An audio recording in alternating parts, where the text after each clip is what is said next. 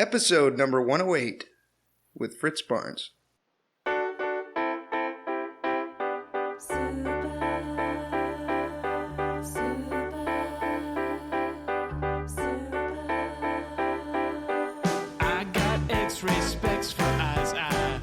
Welcome to the Heads Up Poker Podcast.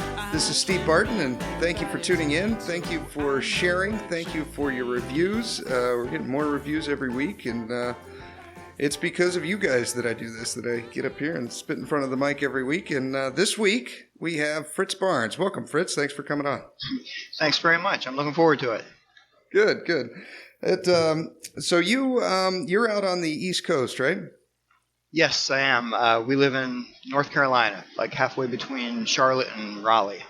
Yes, and you have the bathroom situation going on there that finally got resolved, right? I'm not sure if it's resolved. Honestly, I haven't paid that much attention to it. It seems like a subject that's almost a little bit silly to talk about. I sort of see both sides' points of view, I guess, in a way, but I just don't really understand why it's an issue that needs to have so much attention. But whatever. They're the smart people, right? That's why they got elected.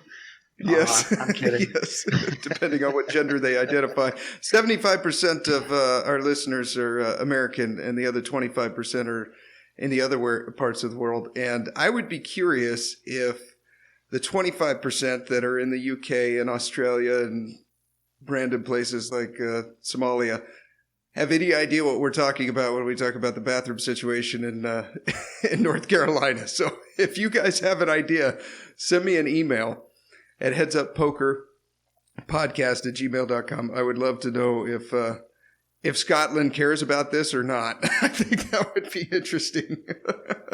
Yeah. Yes, but you're really into bar poker. You like going to local pubs and playing in tournaments with other guys, drinking a beer, a couple of tables, like that, right? Yeah, well, that's really how I got into the game. I just started playing about 4 years ago, and I'd say probably 95% of the poker I've ever played has been bar poker. I don't necessarily think that that's, the be-all, end-all, or that that's necessarily my favorite venue to play in, because I love going to casinos when I can and playing some tournaments or some cash game at a casino, but vast majority of my experience has been bar poker or pub poker or tavern poker, whatever you want to call it. And yeah, it's been a big part of my life the last few years. Very, very good part of my life. Yeah, and you and your wife both play together, right?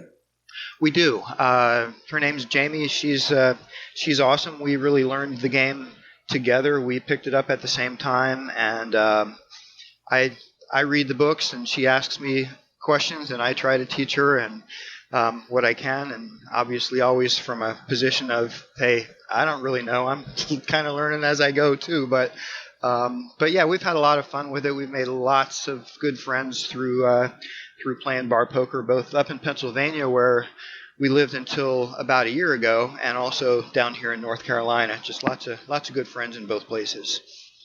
Cool. So yeah, It's been good. That's one of the quickest ways to learn and get better, is to teach someone how to do something, and then you become better at it yourself. So that's kind of cool that you've. It's a bit of a role reversal, isn't it? Because she's actually the teacher and you're the programmer. That's actually by profession. Yes, she's a high school teacher. That is correct, and she certainly is more articulate and better explaining at things than I am. But this is a type of a subject that is more up my alley in terms of being a little bit on the analytical side.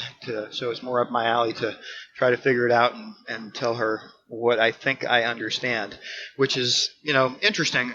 As you can imagine, the first couple of years of playing poker, when you first start, you think you understand some things about the game, right? It's like what they say, it takes, a few minutes to learn the rules and a lifetime to master the game. But there are things still to this day that Jamie will say, but you said, and she'll try to pin me down. I'd be like, yeah, but that was 3 years ago. That's what I thought then. that was my best understanding at the time. But as the years go by and I see a lot more hands and I read more books or whatever, talk to some people, I gradually figure out, well, it's not quite that clear cut. There's nuances to it, and it's a little bit more situational, and it depends on who you're playing against, and on and on. And she's trying to figure out, she's looking for places to put a stake in the ground. In this situation, you always do this, and I'm like, that's not poker. Yes. Poker just doesn't really work that you're way. describing something that I think is a feat in itself, and that's teaching your wife.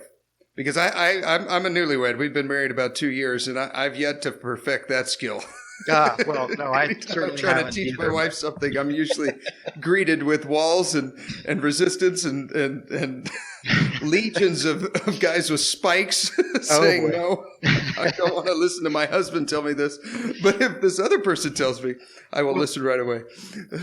So well done on that. Well, now I want to go into your run that you had. So you like playing bar poker. You go to the pub and you have a couple of beers and you get to play a poker tournament that's usually a few hours long. And now you qualified for one of these to win a seat into a bigger tournament, right?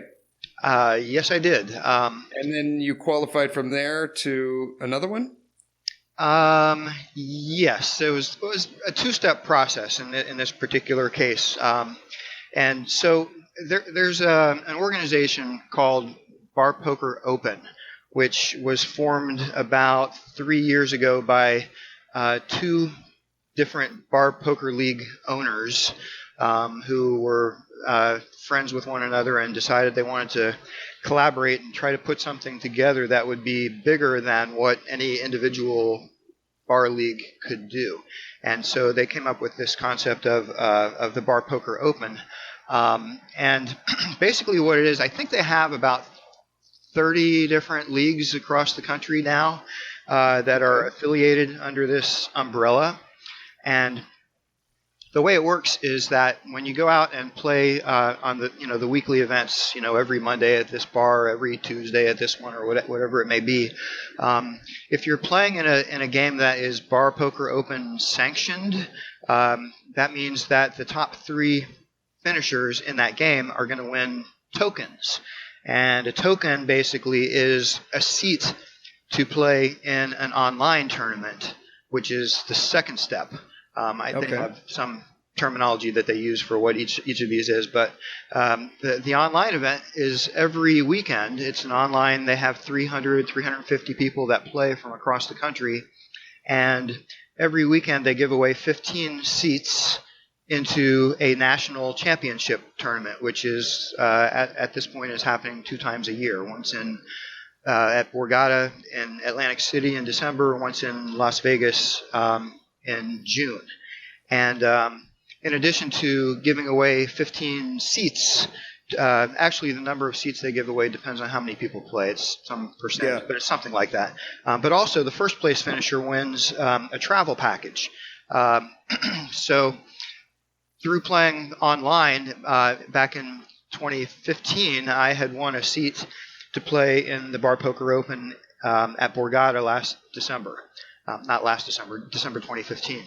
In 2015, yeah. Yeah, which at the time was driving distance from my house, so the travel package wasn't that important to me in that case. And so Jamie and I went and played in this big event. It's kind of it's a series of events, just like WSOP has. It's it's smaller and not quite as long. It's a 5 or 6 day series of events. But the main event, which is the one that I had won a seat into, is a 3-day event with 2 day ones and a day two. And a day two. And how long were you playing each day? The first day, we started, I think, about 11, and I think we finished the first day about 9 or 9:30 at night. And day two started at 11 or 12, and we played until just about midnight, I think, by the time we were finished, which is quite a bit longer than I think the organizers had anticipated it was going to go. So, but yeah, you had a field of 600, just shy of 700, 682. Yes, that's right. That's right. People from all across the country. It was a lot of fun meeting people from different leagues and talking about maybe how one league does things different than another. But when time comes to sit down at the table, it's just cards and chips and villains and outs and odds, and it's just poker. So, And after 2 days, you shipped it. You won. I did. Okay, so in your bar poker, you won a seat, and then you won a seat to the online tournament. And then how many people did you play in the online tournament? I don't recall specifically how many were there on the particular day that I won my seat, but they average about 350 players in the online tournament. Okay, so then you beat 300 plus players. Mm-hmm. And then you beat almost 700, and you shipped it. That's correct. Imagine that. That's a hell of a run. It was a good run. I'm looking to do it again. It was fun. It was fun enough to repeat. And what? How much did you win? You run 22? 22.9 something, close to like $20,000. Yeah, that's pretty good prize for playing free poker, right? Yes. Now, what is your perspective now after having a run? I mean, this is like a Chris Moneymaker run. What's your perspective on poker now that you went from playing basically free poker to now you got 23K bankroll? How did your game change after that? It didn't really, and my perspective didn't really change either. I mean, I had already started playing on occasion at Parks Casino or Paris up in Philadelphia where we were living at the time, and so how did my perspective change? I mean, I absolutely love the game, despite the fact that my screen name in a couple places is I hate poker, but I mean, I love poker. I really do. And I play pretty much every chance I get. So that didn't really, I mean, winning that tournament didn't change the amount that I love the game. And even before then, I was thinking, I want to play more. I want to win more money. I want to leave my job and be a poker pro, all that, all that stuff. And so that's kind of, it gave me some credibility with other people, but it didn't really change anything in terms of my own mindset. Okay. I watched your Heads Up match between Ron. Mm-hmm. So I got to watch. Now, I'm trying to, because you went into the Heads Up match and you were way down at chips. I think you had 4 big blinds and he had like 18. And you were just a huge underdog. And at that point, I mean, what were you thinking as you were there heads up? Now I'm going to tease this, so don't just answer yet. But I mean, you'd run through your bar poker, and you want to see it onto an online tournament, and then somehow out of 350 people, you ship that one, and then now you're sitting down, and after 2 days you've gone through 682 people, and now you're heads up, and now you're like, I could win all 3 of these and just ship like 23K right now. Okay, but first, I'm going to tell you about Elliot Rowe. Yes. Elliot is a poker hypnosis coach. He went to school to become a hypnotherapist, and after he got out, he decided that he wanted to help poker players. So he has MP3s for listening to a meditation tape before you play any kind of game you want to play, whether it's bar poker, whether it's tournaments, whether it's cash games. You listen to the specific MP3 before you play, and it will put you in the right state of mind for the type of game that you're going to play. You can try it out for free. There's a 7-minute tilt buster. Click on the link in the show notes. It'll take you straight there. You can put it on your phone. You listen to it before you play. So if you're going to a casino, if you got a bit of a drive, I like to listen to it in the car before I go in the casino. If you're going to play online, lay down, get comfortable, sit on your couch, listen to it before you play online. Get the free MP3. Go to HeadsUpPoker.Poker. Click through the links and try it out. You got nothing to lose. It's free. Okay, so what were you thinking when you started the Heads Up match? When you were when you had your chip deficit and you've had this hell of a run. Well, I mean, first of course, I'm just really excited to be there. But honestly, what was it? I was down 18 big blinds to 4 big blinds. I mean, I'm sitting there with a lot of chips in front of me. I probably didn't even know exactly that I had 4 big blinds at the time. Although certainly I needed to know that, and I should have known that. But I don't recall having any thought that I was a big underdog. I was just thinking, okay, cool, I'm here. One more to go. Yes. One thing that is different in bar poker than the poker that most of your listeners are going to be familiar with is that all of our tournaments pretty much are short stacked and fast paced tournaments. And so our final tables, you're always short stacked. So the fact that I had 4 big blinds, I mean, it sounds a little bit silly to say this, but in a sense, that's like a comfort zone. It's like, okay, That's something you're very used to. I've won a lot of times when I only had a handful of big blinds in my stack. I guess instinctively, I kind of know, the whole push fold thing. I think I'm probably pretty good at.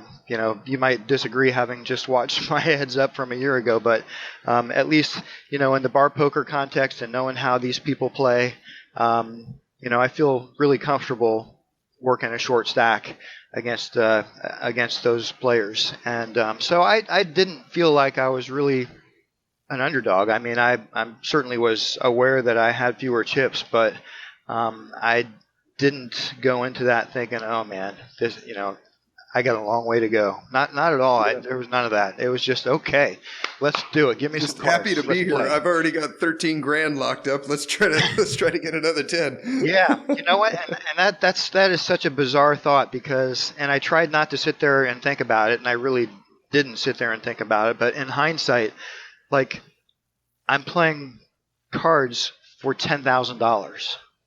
Yeah. $10,000. Like one river card can make a $10,000 difference in my life. It's like, that's just kind of bizarre. I guess, if you're a pro, you see that all the time. But, for a guy like me coming out of the bar poker world and being at a final table like that for the first time, it would have been overwhelming if I had really thought about it. But I didn't. I was just saying, okay, give me some cards, let's play. At the time, you were just having fun. Yeah. That's cool. There was one hand on there when I started watching your opponent, Ron. Was he from a completely different town, or is he from your local league? Or I had never met Ron. He actually was from the same league that I played in, but he lived probably, 45 minutes away from where I did, and we never played in the same games prior to that final table. Yeah, when he, you guys were heads up, you had 4 big blinds and he had 18, and then when he raised folded, so he was on the button, he min raised, you shoved all in with, I think, King Jack or something, and then he folded, and I was like, oh, you can just run over him here, because I don't think he understood the stack sizes. And at that point, you pretty much just started raising almost every hand, and and he was just folding too much. Yeah, no, I knew he was folding too much. There was a hand an hour or two before we got to heads up where I had, what was it? I think I had ace 10, and he had ace deuce, and we saw a flop together, and no, wait, what did I have? Ace? No, I had ace king. I had ace king and he had ace deuce. And the flop was ace 10 rag. So we both hit our top pair. So he bet on the flop and I called. And the turn came out and it was a brick. And he's sitting there. He's got 2 big stacks of red chips in front of him. And with hardly even thinking, he reaches down, grabs one of those big stacks of reds and pushes them in the middle. And it was half of the chips that he had left after the pre-flop and the flop bet, right? He puts half of what's left in, and I'm sitting there thinking, okay, I called his flop bet, and now he's pot committing himself to go through with this whole hand, to see it to the end. And I have ace king. He could have ace 10. He could have a set of tens, but I can't. There's no way at these stack sizes that I'm ever folding. So Yeah, okay, you can't fold top pair, so top pair, okay, I shove and I look over at Jamie who's sitting in the audience, and I'm mental telepathy. I'm saying, okay, this is it. These chips are all going in. Let's hope he has ace queen. Yeah, and he folded. And it was like, wow. whoa. Did he show the ace deuce? Did he flip it over? Or? No, he didn't. I saw it later when I watched when I watched the live stream. It took me a few months to get through the whole thing because it was pretty long. But when I saw that hand, I was like, wow, okay. I mean, it didn't matter. There was no hand that I could think of that he would have in that spot that he should bet half his stack on the turn and then fold. And then fold. Yeah. So in my way of thinking, at that point, he's either got to shove or not bet and fold when I bet. He can't, put all that many chips in and then let the hand go. So I had seen that. So when we got to heads up, I did, it wasn't that I felt like I could run over him necessarily, but I knew that was the error that he was going to make, was to fold too much. So, So yeah. And when I was watching that, and there was some good shoves that you made. It turned out you were behind. I think both times you had king 7, and one time he had ace jack, and the next time he had ace 7. So we had to get lucky there. But the shoves that you made were good, and they were, you both had, on one of them you both had 10 big blinds. I would have done the same thing there, and then the other one, he only had 4 or 5 big blinds when you shoved the king 7. That's a no-brainer, and it looked. That was a neat heads-up match to watch. That was cool. Oh, awesome! Cool. Thank you. I'm glad to hear that. I appreciate that feedback. And I noticed too, whenever you're playing against an opponent that you can tell is not as good as you are, the basic strategy is you want to play smaller pots when you're not so short stacked that you don't have a choice, but. You generally speaking want to play smaller pots, and you want to see a lot of cards, because the more opportunities you give for them to make decisions, the more mistakes they're going to get, the more mistakes they're going to make, and the more you can capitalize on it.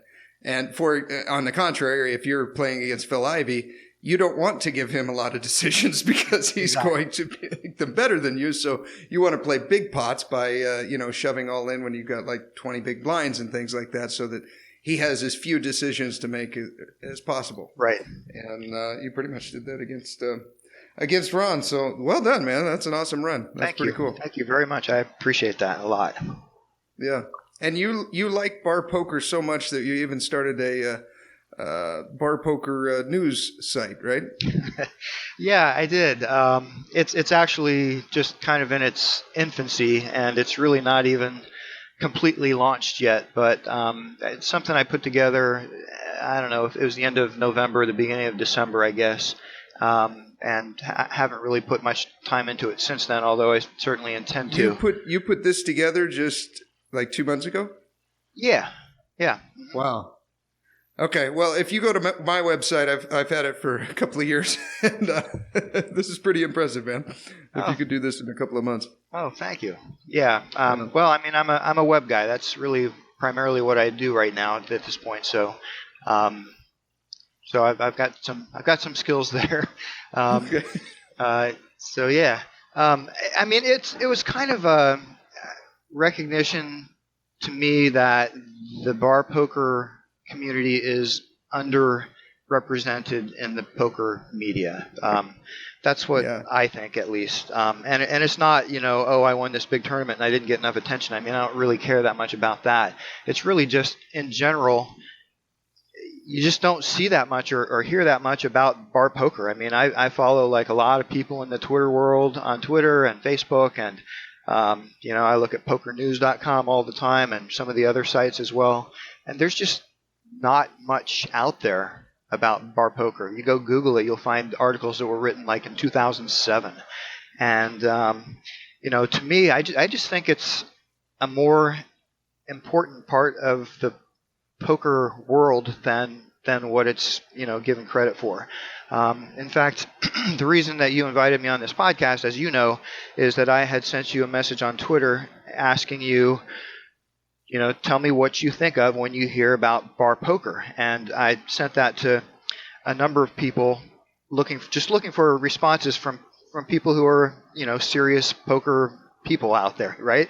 My expectation was that I was going to hear things that weren't exactly true about bar poker, and I was going to write an article. The gist of it was going to be dispelling the myths about bar poker, not to say, this person said this and he's wrong or whatever, but just, I just felt like there's myths out there about it. But what I got back almost exclusively was people saying, I love bar poker. I started playing poker in bars, and it was a big part of, how I got to where I am today. And yet you don't hear that. You don't hear that from almost anywhere these days. So, that coupled with the fact that a guy like me can play free poker and win $23,000, it just seems like something more people should know about, right? So that's the thing. I just kind of want to publicize it a little bit, give some people some props that maybe aren't getting it anywhere else right now. I think you and I chatted earlier as well about the charity thing. There's a lot of really good work that's done by bar poker leagues in terms of raising money for various charities, and so I'm certainly interested in publicizing that as well and getting the word out about some of the work that's being done there. So yeah. I see on here you got toys for little troops and restock the shelves, and let's see, something about giving food. Yeah, I mean, there's only a couple things on there because, like I said, that what's on that site is just barely scratching the surface. It's almost placeholders at this point, just to kind of show the point of what I'm aiming for.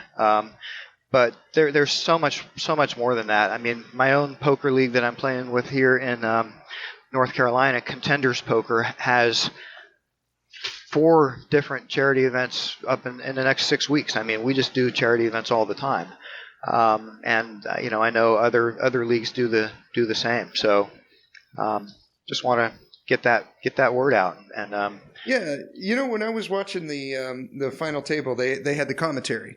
Mm-hmm. And how do you get into that commentary? Do you know, were they on site at the casino, or were they doing it on their Skype, or how did that work? Do you know? Did you meet the commentators? Yeah. Oh yeah. They were on site. They were in a back room. Obviously they were commenting on a 30-minute delay. Just as you're accustomed to seeing other places do it. But yeah, no, they were there. In fact, Ebony, this is a little backstory. The reason they were there actually was because of me. Okay. Because I had seen, I had watched a final table at Borgata maybe a year earlier, and and it was just interesting hearing the commentators describing the action and what's going on, and then watching Ebony do the winner interview afterwards. And Ebony's a nice looking girl, and I said, you know what? Someday I'm going to be there. Ebony's going to be interviewing me after a final table. And it happened.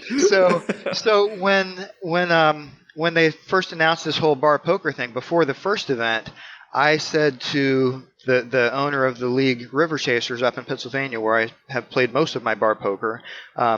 Andrew Griffith is the owner's name up there. We call him Griff, and he's one of the 2 guys that started Bar Poker Open. So I had kind of an inside ear to it, and I said, "Do you got anybody that's for commenting yet?"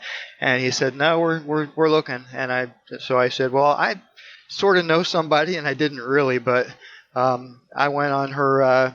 What did I do? I went on her website or something, found an email address. I sent her an email, and I said, this is what we're going to get ready to do, and if you're interested in commentating a final table for us, here's Griff's contact information. Let him know that you're interested.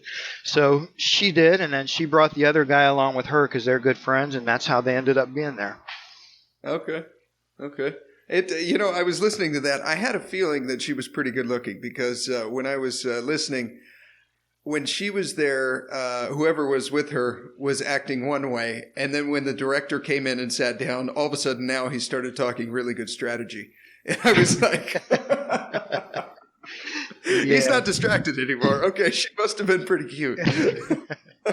Yeah, well, yeah. That was funny. There's actually to some extent they were instructed not to talk too much strategy. Which he mentioned that. Why is that? Well, that's because we're just bar poker players, right? So most of us don't really understand a lot of stuff about what we're supposed to do or not do or why, and so we do some things that don't really make sense. And I think Glenn and Griff, who run BPO, were just concerned that they didn't want the commentary to embarrass any of the players by saying, okay.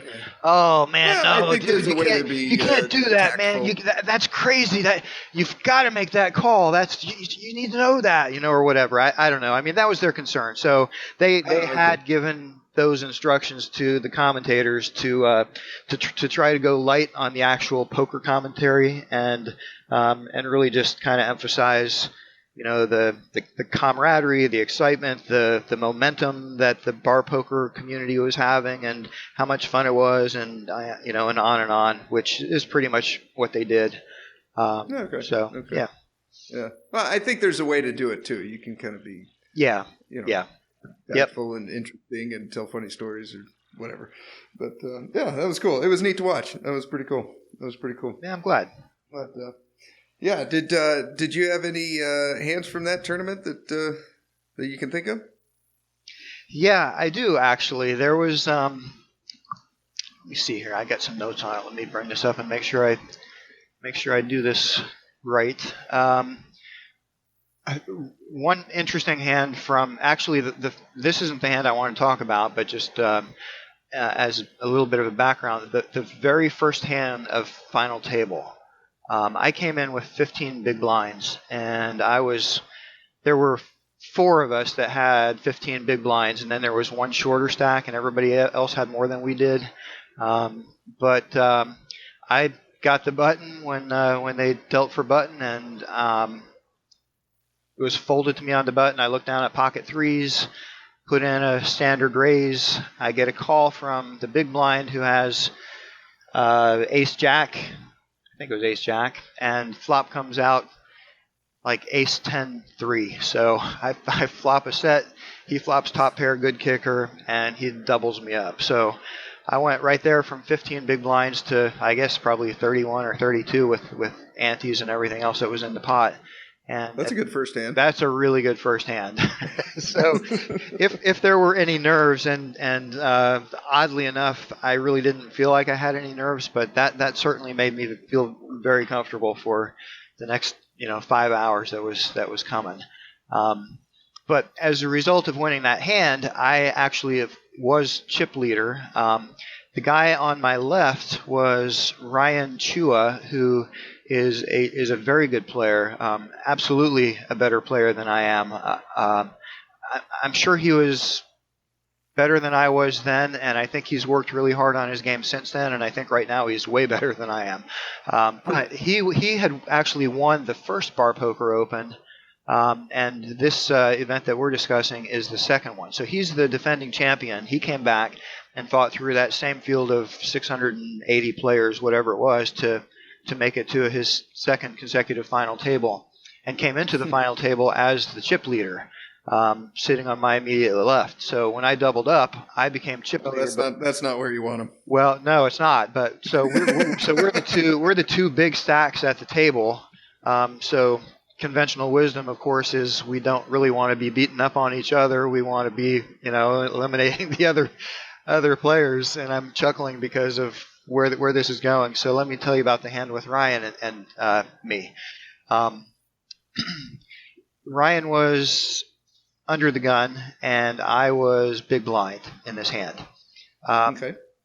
He had, I don't think I had the starting stack sizes, but I was the main thing is I was chip leader. He had the second biggest stack, and this is actually. I realized this earlier this afternoon when I went back to make sure I had the facts right. I thought this was earlier in the tournament than it was. We had been playing for almost 2 hours at this point.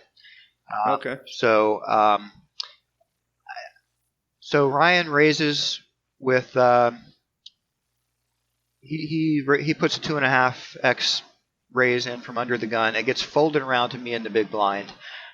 With the antes out there, there's 1 million chips in the pot, and it's 260K to call. So I'm looking at that and I'm thinking, okay, 260K to win 1 million chips is not that much, and I have 3.6 million chips in my stack. So I look down at Jack 7 offsuit, a hand which really I probably should be folding, but I think, Jack 7, you never know what you're going to hit when that flop comes out, and I'm getting 4-1 pot odds, and I know we're heads up because everybody else has already folded. So, any other situation there, it's an easy fold, but given that everybody else is folded, I know we're going to be heads up, and it's 260 to call to win 1 million. It's like, all right, let's see a flop. You're going to close the action. Yeah. So I know that was at best a marginal call. That's what I've concluded after many conversations with other people since then. But I'm interested in hearing what your thoughts are based on what I've told you so far here.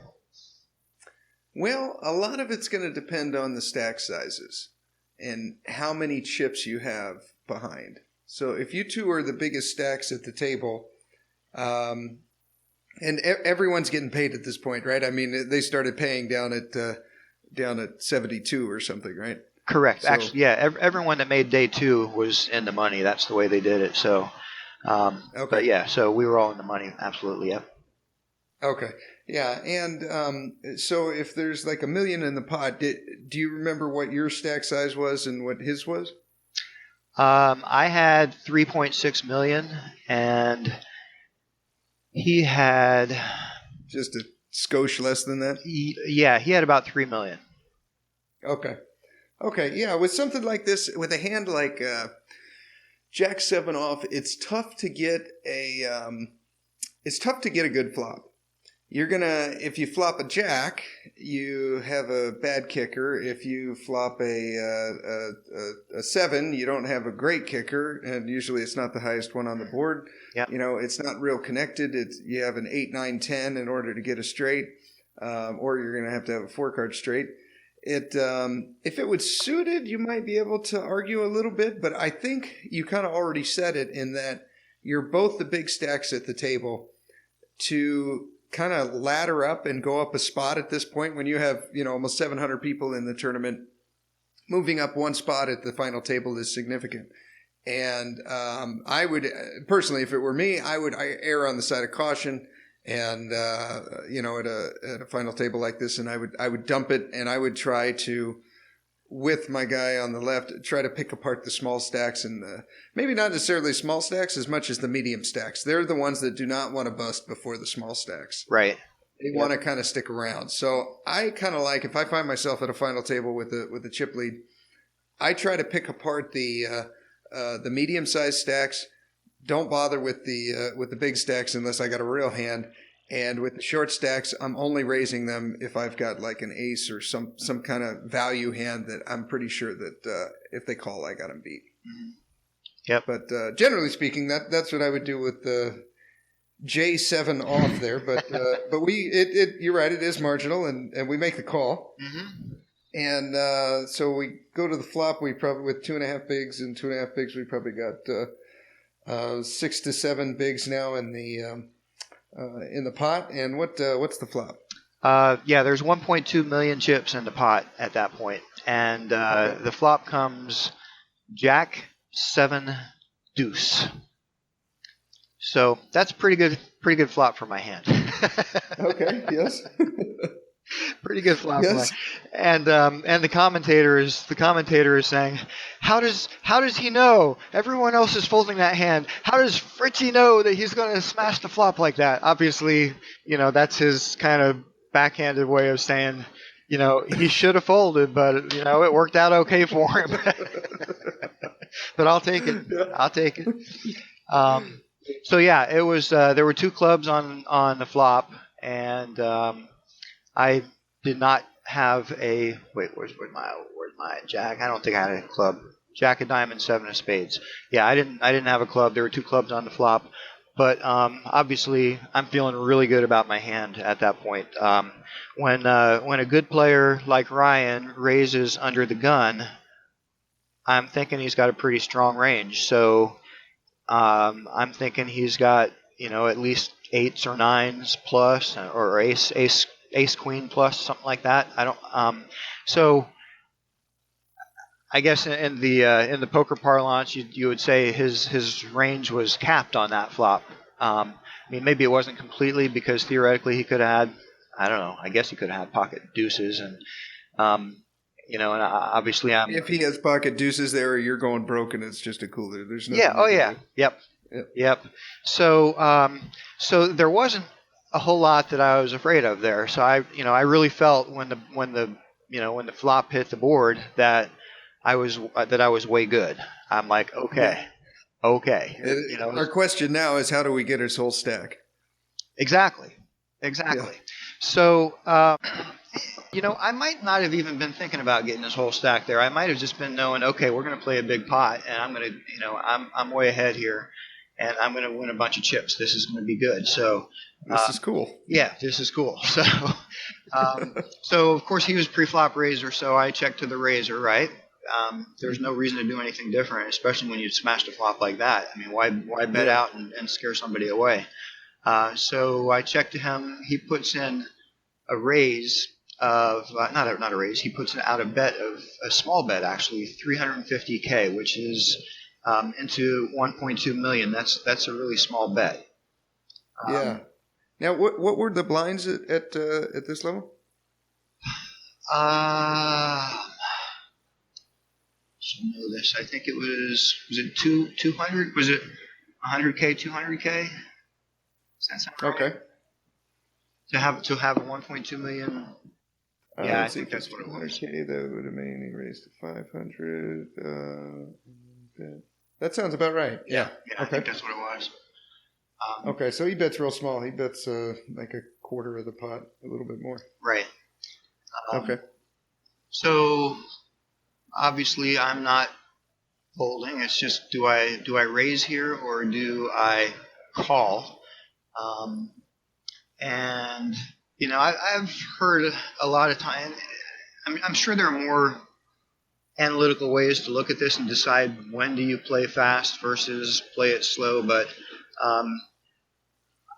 my instinct, a lot of times to my detriment, is to slow play my big hands, and I think a lot of times you end up leaving money on the table or getting outdrawn when you slow play a big hand. And so that was kind of my thought there, was, okay, well, let's push this a little bit. He's either got an overpair, which he's not going to fold, or he's got ace jack, which he's not going to fold, or worst case, he's got ace king, ace queen, or a lower pocket pair, and then I'm not sure what he's going to do. But let's see. So I decided to check raise the flop and just try to pump some chips in the pot.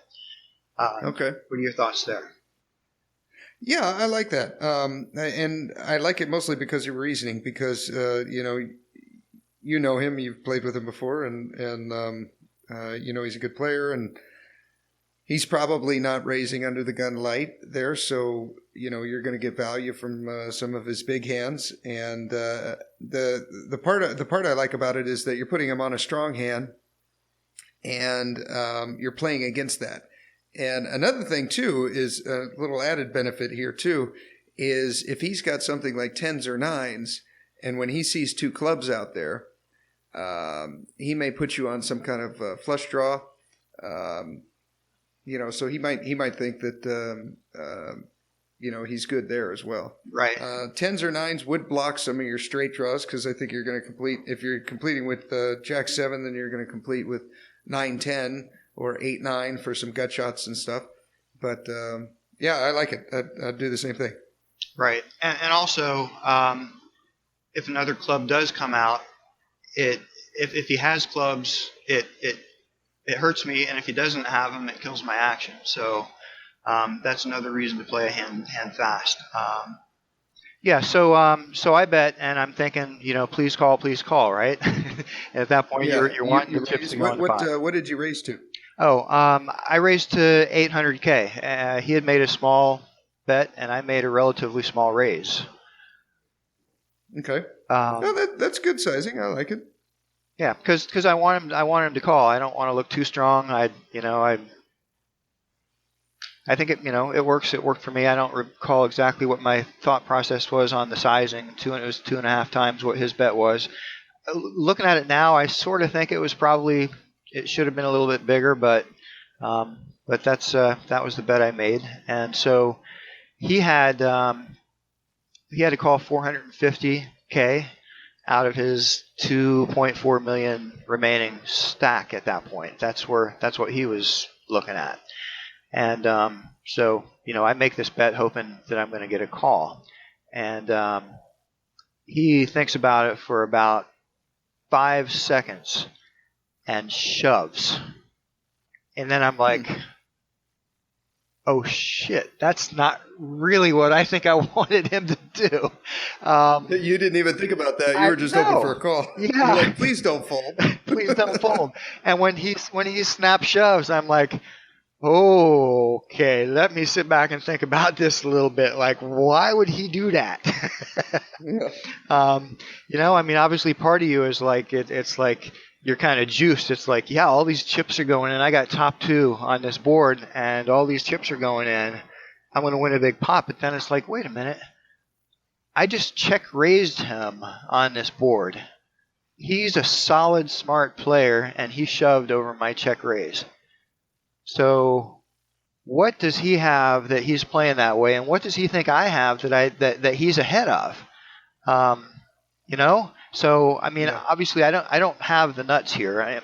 I'm thinking, okay, maybe he's got a flush draw. That probably was the most likely hand I could put him on there. I guess he might do that with aces or kings. Maybe. I would think so. You do think so? I would think so. Yeah. Oh yeah. I think aces or kings there make a lot of sense. Queens makes a lot of sense. And, of course, a set of jacks, a set of sevens, and a set of twos makes a lot of sense, but there's fewer combos of those than there are of flush draws and overpairs. Right. So, yeah. Right. Yeah. So you're right, though. It definitely isn't a snap call. You got to stop and think about it because, especially when that's not what you were thinking at all. You're just hoping that you can get a call out of this guy and then when he shoves it. Exactly. Like, what? Exactly. Yeah. And, my approach to this whole final table really was one thing I was not going to do is make a hasty decision and spend the next year of my life kicking myself and saying, dude, you should have figured that out. You should have seen that. You should have known that that's what was happening. You were smart enough to figure it out, and you didn't sit there and take the time to figure it out. And so I was not going to let that happen. So I literally sat there. I tanked for like 2 minutes, trying to think about what I was going to do. And I actually did.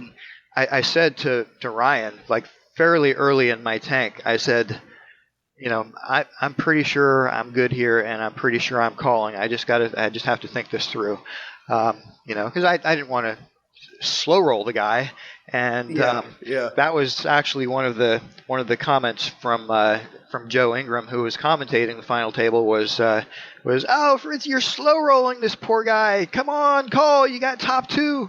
But to me, it's just not that obvious. I guess professional players that are in these kind of spots all the time, maybe that is a snap easy decision, but for me, I got to slow the action down a little bit and think it through, make sure I know what I'm doing and why.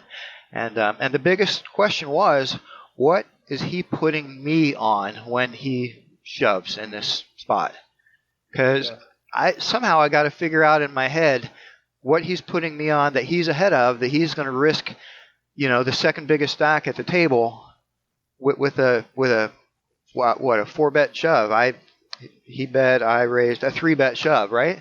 So Yeah, maybe a weaker jack, maybe maybe he's sitting there with the ace jack, king jack, something like that, and he's putting you on. And hopefully, you got jack 10, jack 9, jack 8. In his mind, hopefully not jack 7. yeah, right. He probably didn't even think about jack 7 since I should have folded that hand, right? Yeah. That's why it's a sneak attack, man. When you call with a hand like that, the implied odds are big because they never see it coming. They never see it coming. So, but you flick in a chick. Wow, you flick in a chip and you call, and what's he showdown? After 2 minutes, finally I pick up a few chips and throw them in there, and flop was jack. He had king jack. He had king jack. Okay. And that makes sense. I guess. I don't know. It's kind of a loose raise from his. Do you remember if it was suited or not? Probably not, huh? It was not suited. Wait a minute. It was suited, but it wasn't the suit that was on the board. Okay, yeah. That's kind of iffy. I generally speaking, under the gun, I play really tight, and I'm at an easy table. I'm raising king queen suited, sometimes king queen off if it's a real easy table. King jack suited, possibly, but I don't think so. I think at an easy table, I'm probably playing king jack suited, but at a regular table, you're just dumping that. Even ace jack off, I think, is a loser there. Ace jack suited is pretty borderline, but ace queen plus is I think a good range to go on there. And pairs probably 6s and 7s above.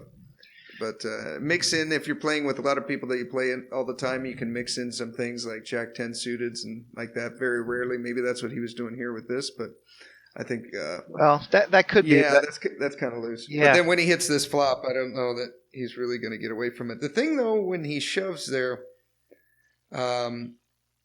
maybe he's just putting you on something like jack 10, or because he's almost kind of turning his hand into a bluff. When you check raise there, I think at that point he needs to either call or fold. I don't really like a shove because I don't think you're calling with too many hands that he beats. You're calling there with queen jack, jack 10, jack 9, maybe jack 8, but I think that's kind of a stretch. That might be a fold. Yeah, no, I'm snap folding jack 8, and that's fine. Yeah, if you're taking with 2 pair, then you're snap folding that. Yeah, so he kind of turned his hand into a bluff. Yeah, and that's why I just had a hard time making sense out of it, and took me a while to do the right thing, which obviously was to call. So yeah, in hindsight, there's some embarrassment with this hand because I know I should have folded pre-flop, and I know that the call and the flop action at the end should have been a lot easier. But it is what it is. That's where my poker mind was at the time. I think I'm a little bit better of a player now than I was then, but that's where I was at, and it worked out good. It worked out good for me. Yeah, no, I've been in situations like that too. I meet up with a bunch of my buddies, and we go out to the WSOP each year in Vegas. And some of the tournaments I play in, I realized pretty quickly maybe I exceeded what I should be buying into, because I can tell that I'm not I'm not some of the best competition. And I can tell when I'm making decisions and that other guys are like, what the hell is he taking so long here for it? I'm like, well, maybe for you this isn't a decision, but for me it is. I got to think about this. Right. Yeah. But, cool. Well, hell of a run, man. And that's the pot that probably allowed you to win the tournament, because you knocked out the next biggest stack, and I bet you were just able to ladder right up from there. Well, I mean, yes and no. As you mentioned earlier in this conversation, when we went into Heads Up, I was down to 4 big blinds, so it wasn't exactly like it gave me a running start that I just ran the table from there. But at that point, I had 6.9 million chips. I was chip leader, and second biggest stack had 2.3. So So yeah, I had 2.5 times the next biggest stack. But there's still a long way to go there. I mean, there were still eight people at the table. 1, 2, 3, 4. Yeah, there's still 8 players at the table. So even with a big chip lead like that, you still have a long way to go. There's still a lot of people that have to give those chips up one way or another, and you got to get some cards to do it and have some luck to do it. So that's true. I was certainly feeling good at that point, but we did play for another 3.5 hours, I think, after that before it was over. Right on. Cool. Nice run. And what's the plan for this year? Are you going to continue playing the bar poker and try to win another seat? Oh yeah, definitely. We have another event coming up in Las Vegas in June, and I'm going to try to win a travel package so I can get myself out there. Actually did win a travel package last year, which was really nice. So I had to pay for my airfare in advance, but I showed up. My hotel room was paid for, and they handed me a $400 check when I walked in the door. And let's see if I can do that again this year. That's a good way to do it. That's cool. But I got to win a seat first, though. So first things first. Yeah. But yeah, definitely, I'm looking forward to winning a seat and getting back out there and making another run if I can. Right on. Awesome. And if people wanted to get in touch with you, and maybe I know you do web design, obviously, and if they need some web design, or if they want to get into bar poker, what's the best way they could do that? Connecting with me, you can find me through either that barpokernews.com site. My business website is bizpromedia.com. I think you're going to probably link that for me in your show notes. I'd appreciate that if you would. Throw me the links in Skype, and we'll put them in the show notes. Yeah, and I'm also on Twitter. What's my Twitter name here? It's at Fritz Barnes. Is my Twitter handle, so you can find me there.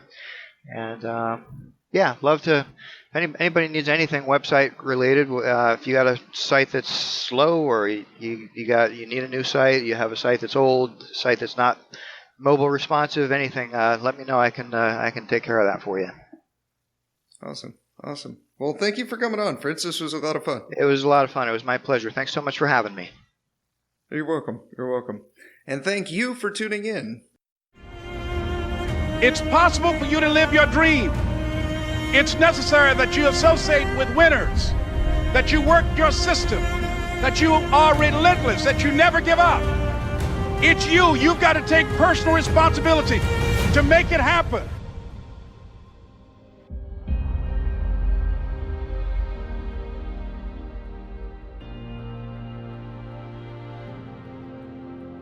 See, sometimes we can't say, I can do that. But what we can say, that it's possible that I can have my dream. Somewhere along the line, you changed. You stopped being you. You let people stick a finger in your face and tell you're no good. And when things got hard, you started looking for something to blame, like a big shadow. Until you start believing in yourself, you ain't gonna have a life. In this lifetime, you don't have to prove nothing to nobody except yourself. And after what you've gone through, if you haven't done that by now, it ain't gonna never happen.